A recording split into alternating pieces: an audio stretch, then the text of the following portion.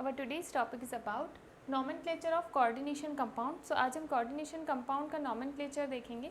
तो हम जानते हैं कि अभी हम केमिस्ट्री भी पढ़ रहे हैं बायो के साथ में, तो शेयर कर दें वीडियोस केमिस्ट्री के भी अपने फ्रेंड्स के साथ में और फैमिली के साथ में जो स्टडी कर रहा हो. ठीक है, तो स्टार्ट करते हैं.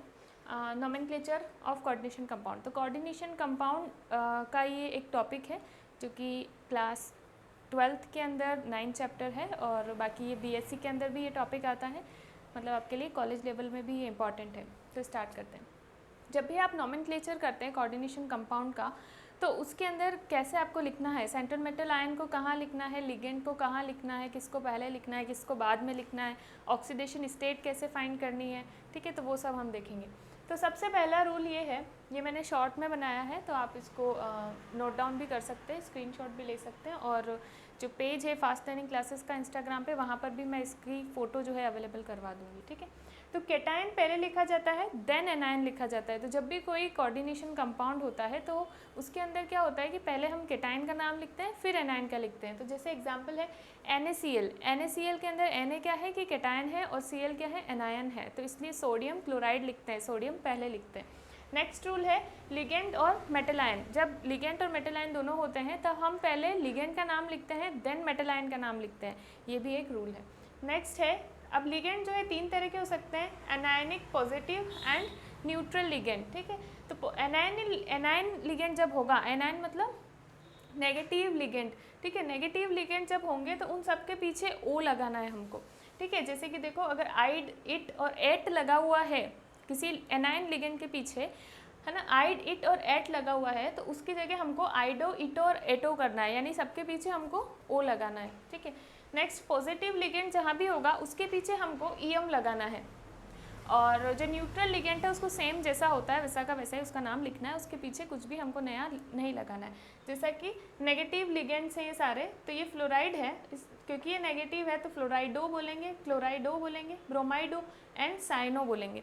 ठीक है, अब पॉजिटिव है तो ईएम लगाना है, तो ये NO प्लस है तो नाइट्रोसोनियम. ठीक है, इसको पीछे ईएम लगाएंगे, नाइट्रोसोमियम. देन न्यूट्रल लिगेंड है जैसे C6H5 और N, तो इसको हम पिरिडीन बोलेंगे. ये न्यूट्रल है तो इसका जैसा का वैसा ही नाम रहता है, कोई पीछे ऐड नहीं करना हमको. और PH3 है तो फॉस्फीन बोलेंगे.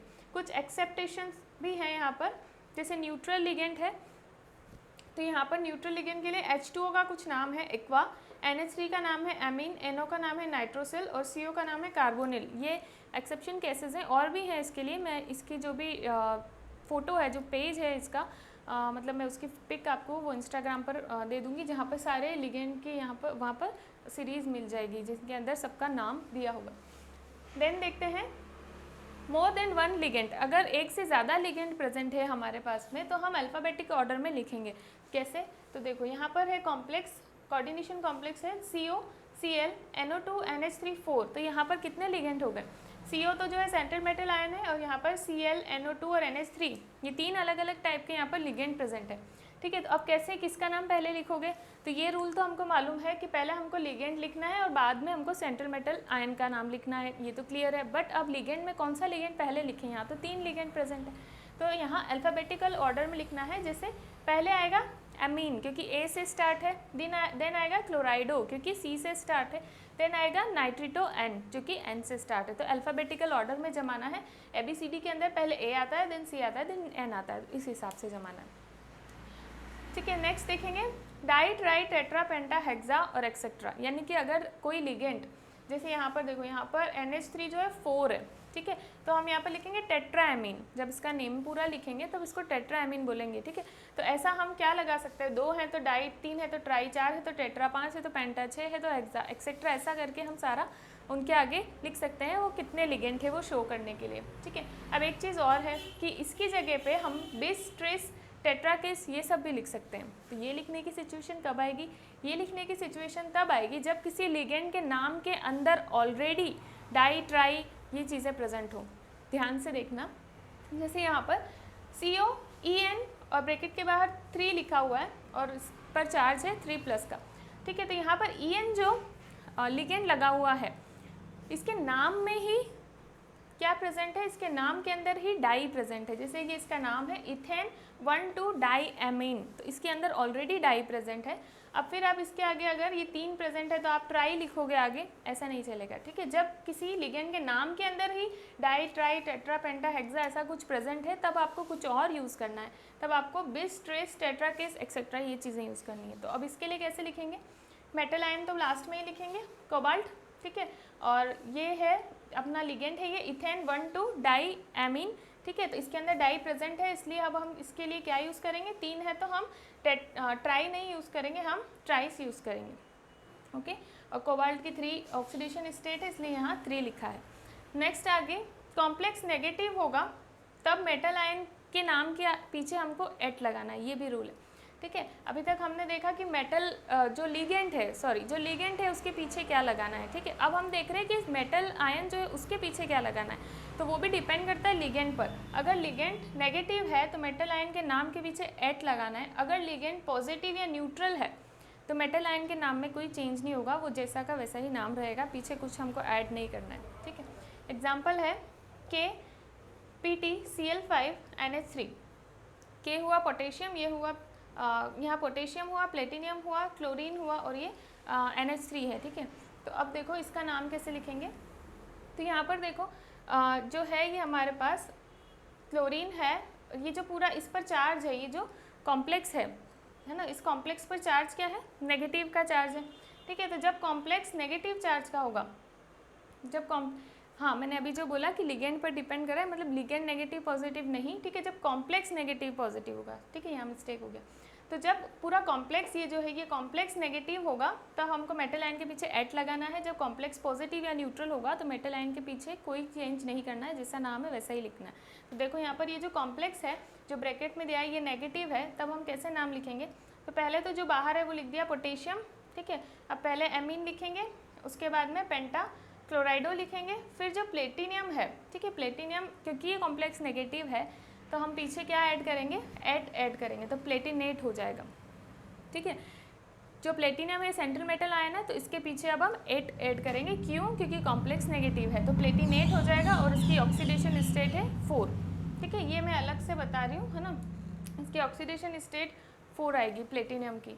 और नेक्स्ट आगे देखो oxidation state of metal ion, यानी ये जो ब्रैकेट में हम ऑक्सीडेशन स्टेट लिख रहे हैं ये कैसे फाइंड आउट करेंगे, ठीक है। तो ऑक्सीडेशन स्टेट फाइंड करने के लिए जैसे एग्जांपल लिखा है COCl NH3 और Cl2, ठीक है। तो यहाँ पर हम ऑक्सीडेशन स्टेट कैसे फाइंड करेंगे, CO की, CO सेंट्रल मेटल आयन है उसकी ऑक्सीडेशन स्टेट कैसे पता करेंगे, तो इसको मानेंगे हम X, और Cl पर होता है -1 चार्ज, तो Cl पर -1 चार्ज, और NH3 जो है ये न्यूट्रल है, इस पर कोई चार्ज नहीं होता तो 0, और फिर यहाँ पर Cl 2 हैं तो -Cl के 2 हो जाएंगे, 2 से मल्टीप्लाई, तो देखो X फॉर कोबाल्ट एंड ये जो NH3 है NH3 के लिए 0 लेंगे और वो 5 है इसलिए 5 से मल्टीप्लाई किया है।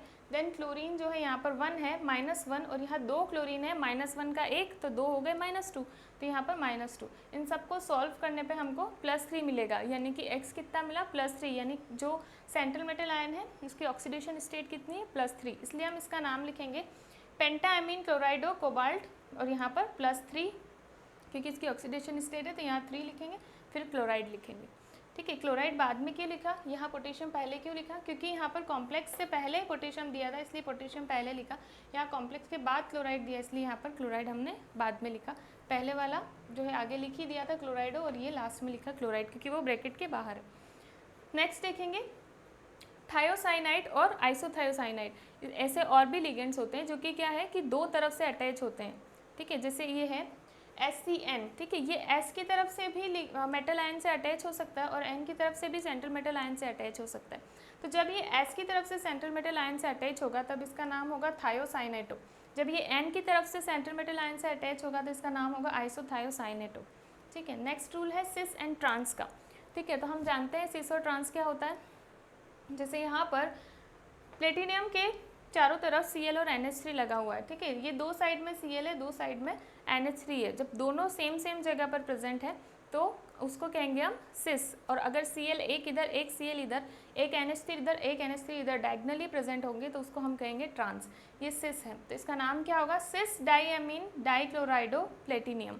बाकी रूल तो आपने आगे देख ही लिए हैं। मैं अभी यहाँ पर सिस लगाना बता रही हूँ। क्यों लगाया? क्योंकि यहाँ पर ये सिस फॉर्म में अरेंज है लिगेंड।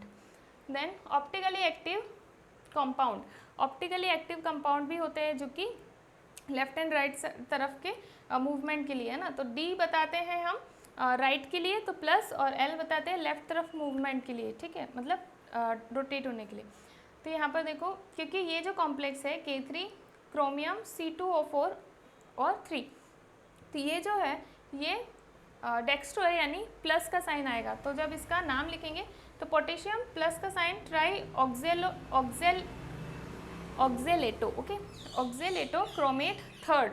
तो यहाँ पर हमने प्लस का साइन क्यों लगाया है? क्योंकि ये डेक्स्ट्रो है, ये जो ऑप्टिकली एक्टिव कंपाउंड है ये डेक्स्ट्रो है। तो इस तरीके से हम नेमिंग करते हैं, और ये मैं आपको इसकी पूरी टेबल दे दूँगी इंस्टाग्राम पेज पर। So that's all about nomenclature of coordination compound.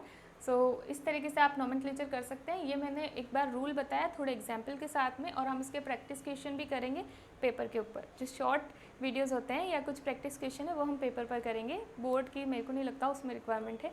So that's all for today. If you like my video hit the like button and subscribe my channel and share it with your friends.